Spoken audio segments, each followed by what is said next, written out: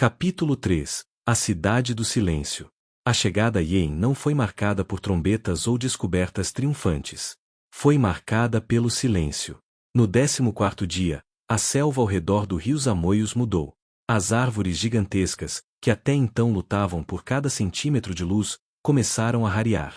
A vegetação rasteira, os cipós sufocantes e as flores carnívoras desapareceram.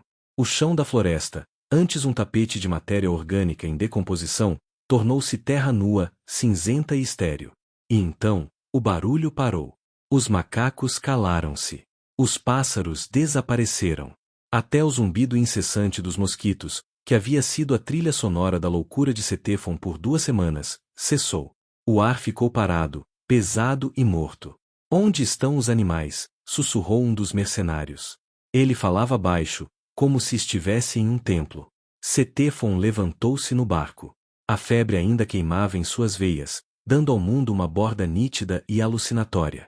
Diante deles, emergindo da névoa do rio como o crânio de um deus morto, estava Yen. Não eram ruínas. Ruínas implicam queda, erosão, a vitória do tempo sobre a obra. Yen estava intacta. Muralhas ciclópicas erguiam-se a 30 metros de altura, feitas de blocos de pedra negra maiores do que qualquer coisa que Ctefon já vira, maiores até que as fundações da Torralta em Vila Velha. Não havia argamassa. As pedras estavam unidas com uma precisão impossível, formando uma superfície lisa e contínua. Mas era a pedra que fazia Ctefon querer vomitar. Era negra, sim, mas não como obsidiana ou granito.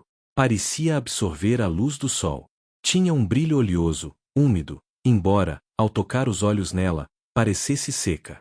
Era uma pedra que parecia errada, algo que não pertencia à geologia daquele mundo. Pelos 7, murmurou Mestre Thorne, segurando seu colar de correntes como um talismã. Ela repele a vida. Era a verdade. A selva, o inferno verde que consumia cidades inteiras em meses, parava abruptamente a 100 metros das muralhas. Nenhuma trepadeira escalava a pedra negra. Nenhuma musgo crescia em suas fendas. Era uma ilha de morte estéril em um mar de vida virulenta. Eles desembarcaram no cais de pedra. Dos 50 homens que partiram, restavam 30.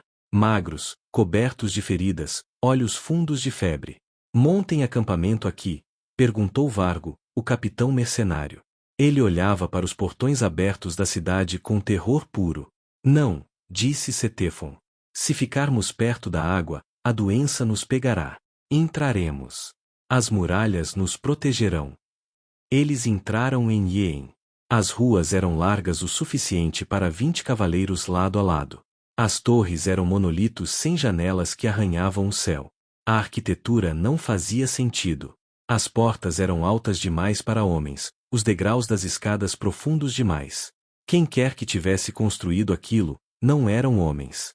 Não eram valerianos. Eram algo muito maior e muito mais antigo. E o silêncio. O silêncio dentro das muralhas era físico. Pressionava os ouvidos. O som das botas dos homens no pavimento de pedra negra ecoava de forma estranha, abafado, como se a pedra estivesse bebendo som. Eles escolheram uma praça central para acampar, longe das sombras profundas das torres. Ctefon sentou-se em um bloco de pedra. Ele tocou a superfície. Era fria. Gelada, mesmo sob o sol tropical de Sotórios. E parecia, gordurosa ao toque, deixando um resíduo invisível nos dedos que fazia a pele formigar. Não há inscrições, disse Thorne, vagando pela praça, examinando um obelisco. Nenhuma arte. Nenhuma estátua. Apenas geometria e essa pedra maldita.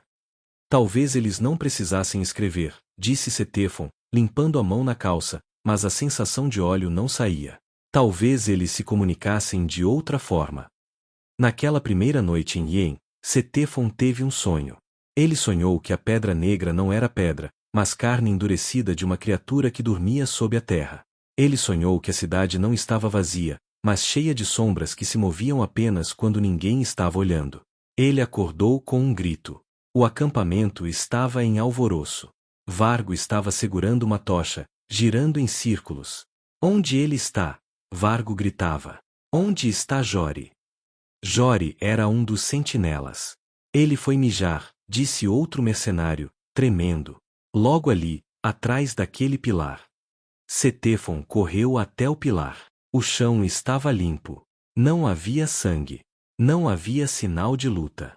A alabarda de Jori estava encostada na pedra, como se ele a tivesse largado suavemente. Mas Jori tinha sumido. Jori! Gritou Ctefon. Sua voz foi engolida pela cidade instantaneamente. Sem eco. Ele desertou, sugeriu Thorne, esperançoso. Para onde? Ctefon apontou para os portões. Para a selva que come homens. Não. Ele não saiu.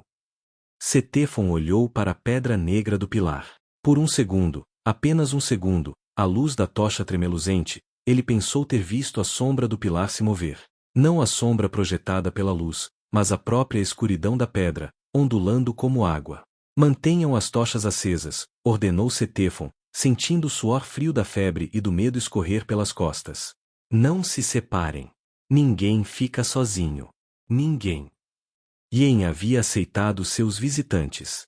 E agora, a digestão começava. Capítulo 4. As sombras que caminham. 3 dias se passaram dentro de Yen, e a sanidade dos homens começou a fraturar como vidro barato. A cidade não atacava. Não havia monstros saindo de bueiros, nem fantasmas uivando. Havia apenas a pedra negra e o desaparecimento. No segundo dia, mais 2 homens sumiram. Eles estavam andando em par, buscando água nos odres que trouxeram. Um tropeçou, o outro se virou para ajudar. Quando olhou de volta, o primeiro não estava mais lá. Sem grito. Sem som.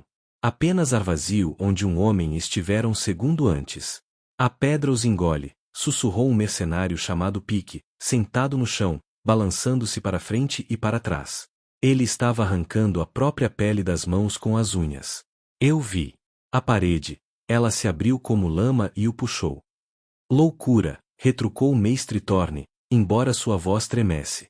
Alucinações causadas pela febre do pântano. Homens não são absorvidos por rocha. Pique. Ctefon não tinha tanta certeza. A febre estava piorando em todos eles. Ele via movimentos na periferia da visão constantemente. Formas humanoides, altas e esguias, que se dissolviam em sombras quando ele olhava diretamente para elas. Ele decidiu que precisavam de respostas. Se não podiam sair, os barcos estavam no rio, mas a ideia de voltar para a selva com a tripulação reduzida e aterrorizada era suicídio. Eles tinham que entender o que enfrentavam. Ele levou Thorne e Vargo para explorar a Torre Maior, o edifício central da cidade. Era um zigurate maciço, com degraus altos demais. Lá dentro, a escuridão era absoluta. As tochas iluminavam apenas alguns metros à frente. A pedra negra parecia devorar a luz ativamente. Olhe isso, disse Thorne, apontando para o chão do vasto salão interno. Não havia móveis, mas havia sulcos no chão. Canais esculpidos na pedra, formando padrões geométricos complexos e perturbadores. Eles não pareciam decorativos. Pareciam funcionais. Como drenos. Sangue, disse Ctefon, sentindo o cheiro metálico fantasma. Isso foi feito para canalizar fluidos. Em grande quantidade, concordou Vargo, nervoso. Enquanto caminhavam, Ctefon sentiu a pressão no crânio aumentar. Um zumbido baixo, quase imperceptível, começou a vibrar em seus dentes. Vão embora, a voz não era uma voz. Era um pensamento intrusivo, frio e oleoso. Vocês são muito pequenos. Vocês não servem. Ctefon parou. Vocês ouviram isso? Ouvimos o quê? Perguntou Thorne. De repente, Vargo gritou. Ctefon girou a tocha. Vargo estava sendo levantado do chão. Mas não havia nada segurando. Ele flutuava no ar, debatendo-se, agarrando a garganta como se estivesse sendo estrangulado. Ajude-me! Vargo engasgou. Então, a sombra de Vargo na parede mudou. A sombra do mercenário tinha braços e pernas, mas atrás dela, na parede de pedra negra, outra sombra surgiu. Uma sombra que não era projetada por nada na sala. Ela era alta, disforme, com tentáculos ou dedos longos que se estendiam para a sombra de Vargo. Quando a sombra da parede tocou a sombra de Vargo, o homem real gritou. Não foi um grito de dor. Foi um grito de aniquilação. O corpo de Vargo começou a ficar cinza, translúcido. Como se ele estivesse sendo apagado da realidade. Corram! Gritou Cetefon, agarrando o braço de Thorne. Eles correram para fora do zigurate, tropeçando nos degraus gigantes. O grito de Vargo foi cortado abruptamente, substituído pelo silêncio pesado de Yen. Quando chegaram à praça, ofegantes, encontraram o caos.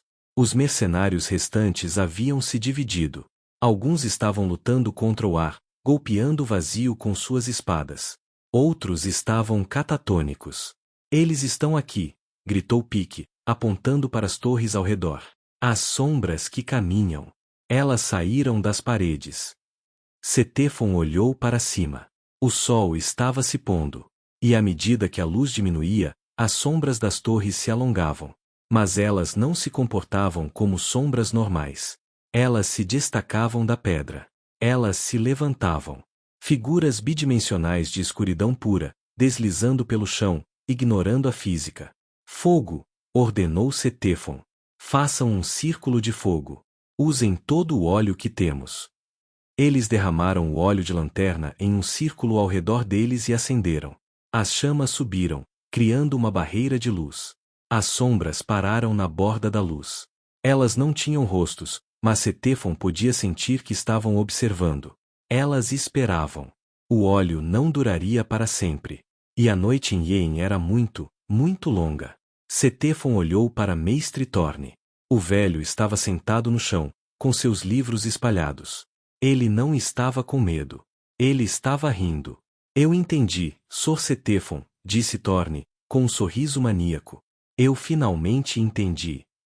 Entendeu o quê, seu louco? Não é uma cidade, disse Thorne, segurando um pedaço da pedra negra contra o rosto. Yen não é uma cidade construída por alguém. Yen é uma gaiola. E a pedra não é o material da gaiola. Ele olhou para as sombras famintas além do fogo. A pedra é o prisioneiro. E nós acabamos de entrar na cela com ele.